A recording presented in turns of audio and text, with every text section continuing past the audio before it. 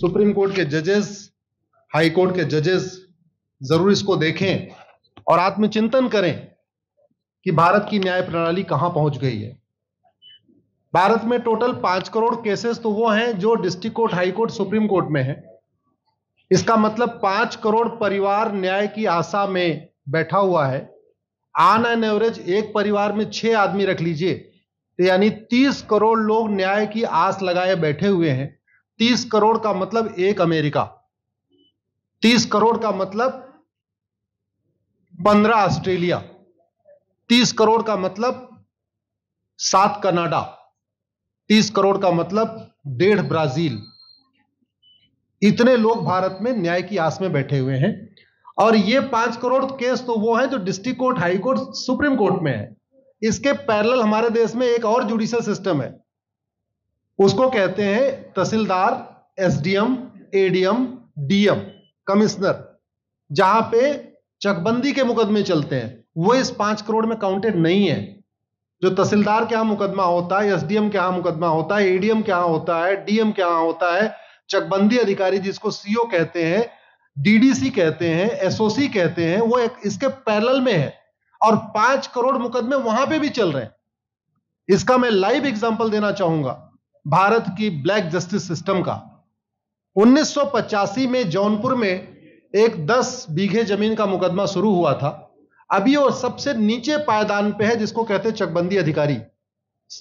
1985 में मुकदमा शुरू हुआ, 2023 आ गया, लगभग 37 साल बीत चुके।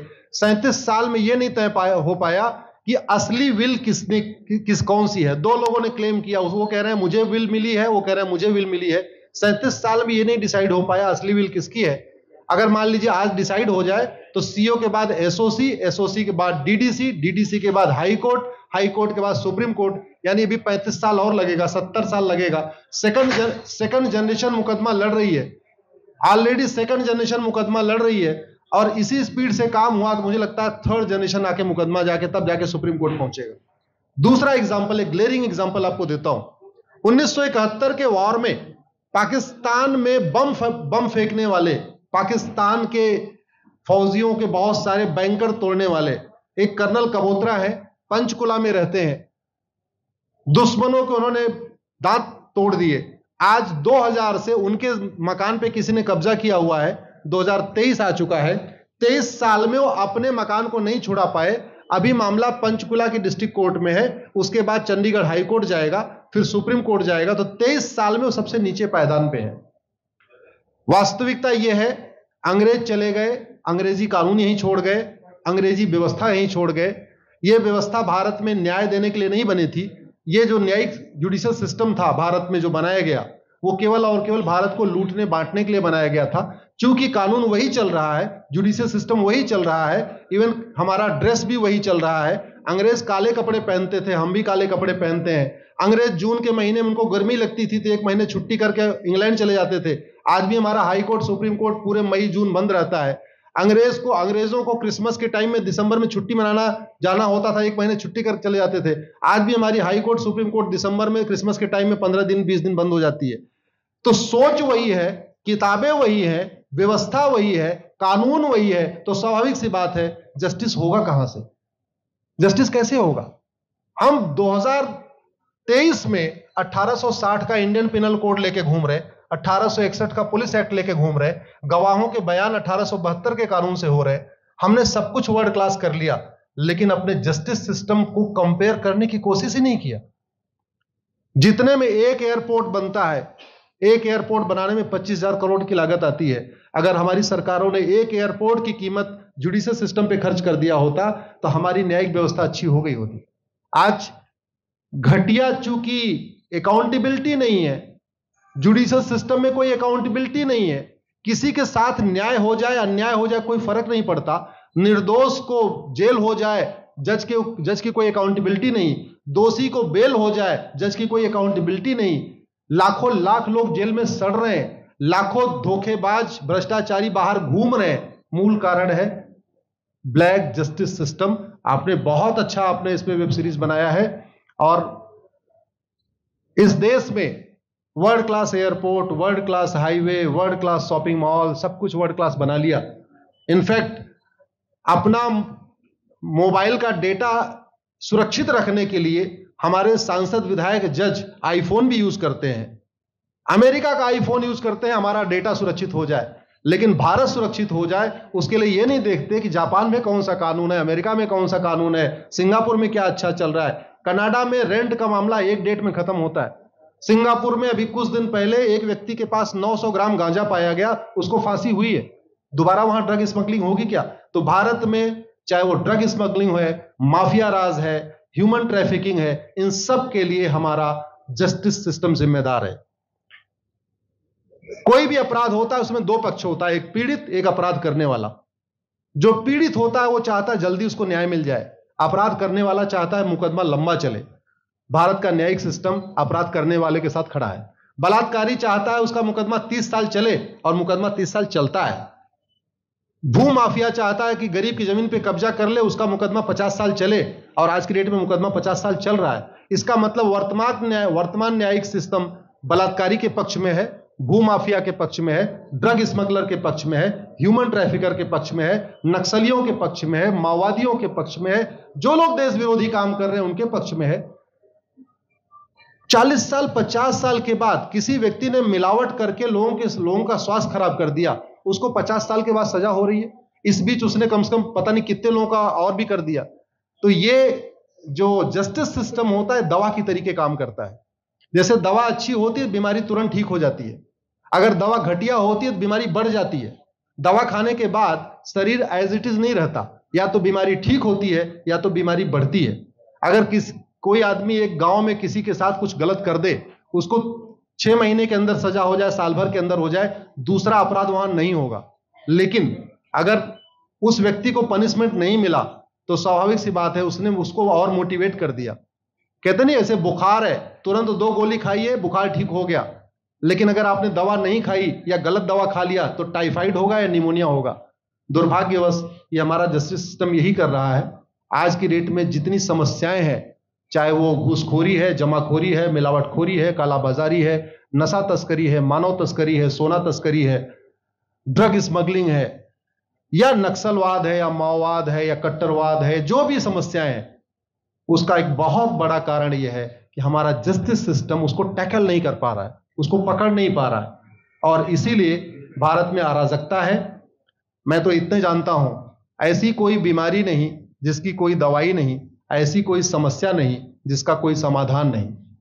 हम हर चीज के लिए बाहर से चीजें खरीदते हैं, तो हम ये क्यों नहीं देख रहे हैं कि आखिर चाइना का जस्टिस सिस्टम कैसा है, सिंगापुर का कैसा है, कनाडा का कैसा है, फ्रांस का कैसा है और अमेरिका का कैसा है। हम क्यों नहीं बेस्ट प्रैक्टिसेस उनकी अडॉप्ट कर लेते। दुनिया के कई देशों ने नार्को पॉलीग्राफ ब्रेन मैपिंग कानून बना दिया। मेरी बहन दीपिका नारायण बैठी हुई है, ये लगातार फॉल्स केसेस के खिलाफ, इनको मैं देखता रहता हूं, एक्टिव रहती है।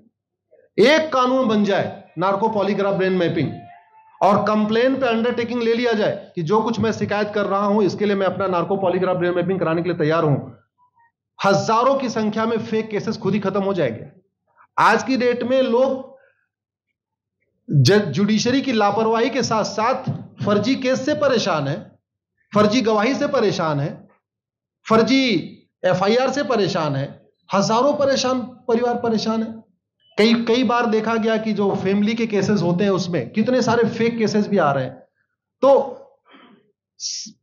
जो वास्तव में दोषी हैं उनको पनिशमेंट नहीं मिल पा रहा है, जो निर्दोष हैं उनके खिलाफ फर्जी केसेस हो रहे हैं। आज की डेट में गांव में एक दबंग अगर जमीन कब्जा कर लेता है, किसी की हिम्मत नहीं पड़ती उसके खिलाफ कोई गवाही दे दे। लोगों को अपनी जमीन छुड़ाने में 30-30 साल लड़ना पड़ रहा है, 35 साल लड़ना पड़ रहा है। अगर 30 साल 35 साल के बाद कक्कड़ जी उसको अपनी जमीन मिल भी गई तो उसके साथ न्याय कहां हुआ? 35 साल में उसका टाइम बर्बाद हो गया, 35 साल में उसका पैसा बर्बाद हो गया, 35 साल वो मेंटल ट्रॉमा में रहा, 35 साल उसने तारीख पे तारीख झेली है। और मैं तो डिस्ट्रिक्ट कोर्ट में कई बार जाके देखा, ऐसे परिवारों को देखता हूं जिनके पास बस से आने के लिए पैसा नहीं है, साइकिल से आते हैं। ऐसे परिवारों को देखता हूं जो चाय नहीं पी सकते अपने पैसे से, बेचारे घर से रोटी बांध के और अचार लेके आते हैं, लेकिन वहां मजबूरी में वकील को पैसा देते हैं।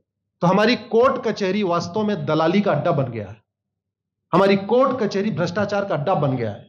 और मैं दुख के साथ कहना चाहूंगा, अदालतों में न्याय हो नहीं रहा है, बल्कि न्याय बिक रहा है।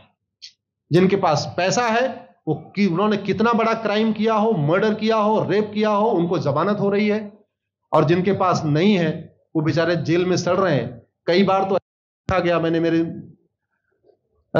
मर्डर किया एक्स अनंत सिंह ने, लेकिन एक्स अनंत सिंह बाहुबली थे, उन्होंने थानेदार को 20 लाख रुपए दिया, वो वाई अनंत सिंह को लेकर जेल में डाल दिया, नाम वही है।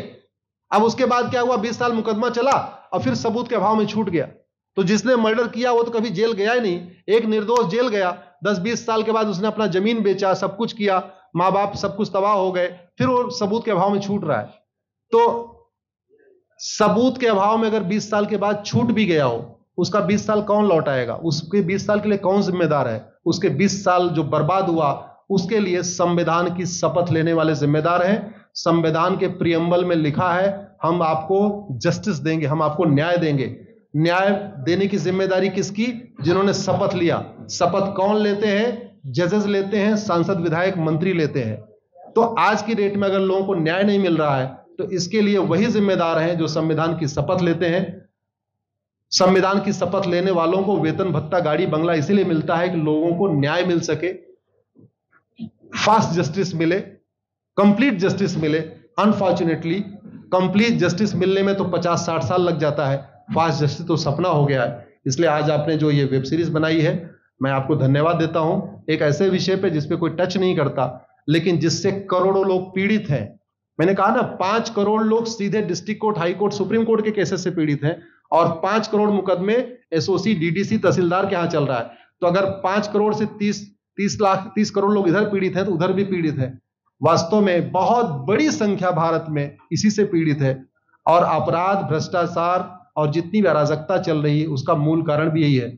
जस्टिस सिस्टम अच्छा हो जाए, कानून सख्त हो जाए, कानून का खौफ पैदा हो जाए, न्यायपालिका का खौफ पैदा हो जाए, और ये थाने जो दलाली के अड्डे बन गए हैं, तहसील जो दलाली का अड्डा बन गया है, डिस्ट्रिक्ट कोर्ट जो कमीशन खोरी का अड्डा बन गया है, अगर इस पे कंट्रोल हो जाए तो वास्तव में भारत में फिर से राम राज्य आ सकता है। अगर जुडिशियल सिस्टम अच्छा हो जाए, तो जो राम राज्य की कल्पना है, धर्म की जय हो, अधर्म का नाश हो, प्राणियों में सद्भावना हो, विश्व का कल्याण हो, मुझे लगता है उसको फिर से जीवित किया जा सकता है। आपने मुझे बुलाया कपिल जी, मैं आपको धन्यवाद देता हूं, और ये फिल्म बनाने के लिए, ये वेब सीरीज बनाने के लिए बहुत बहुत धन्यवाद देता रहता हूं। दीपिका जी लड़ती रहती हैं, इनको देखता रहता हूं। बहन नेहा जी आई हैं, ये अपने गानों से मुझे लगता है बहुत अच्छा आप लिखती हैं, और इसी तरीके से कड़वा सच आप लिखते रहिए, कड़वा सच गाते रहिए। लोग आज की डेट में, यंग जनरेशन कड़वा सच सुनना चाहती है। मीठे झूठ ने इस देश में शुगर, डायबिटीज पैदा कर दिया। भारत केवल लोग डायबिटीज से नहीं पीड़ित हैं, बल्कि हमारी व्यवस्था को डायबिटीज हो चुका है, और उस डायबिटीज को दूर करने के लिए नेहा राठौर जैसी बहनें जो सही बात कह रही हैं, दीपिका जी सही बात कह रही हैं, आप लोग जो है बहुत अच्छा काम कर रहे हैं। और आपने, कक्कड़ साहब, आपने बनाया वेब सीरीज, आपको विशेष आभार, धन्यवाद देता हूं। यही निवेदन करता हूं, इस वेब सीरीज को ज्यादा से ज्यादा देखें, और खास तौर पे अगर आपके जानने वाले कोई जज हैं, कोई आईएएस हैं, कोई आईपीएस हैं, मंत्री, सांसद, विधायक हैं, उनको भी एक बार फोन करके, व्हाट्सएप करके एक बार कहिए कि वो भी इसको जरूर देखें, क्योंकि अल्टीमेटली न्यायिक व्यवस्था बदलने की जिम्मेदारी उन्हीं की है जिनको वेतन, भत्ता, गाड़ी, बंगला, free air ticket, free rail ticket और वीआईपी व्यवस्था मिलती है। ये व्यवस्था उन्हीं को बदलनी है। जय हिंद, धन्यवाद। वीके न्यूज, राष्ट्र के नाम।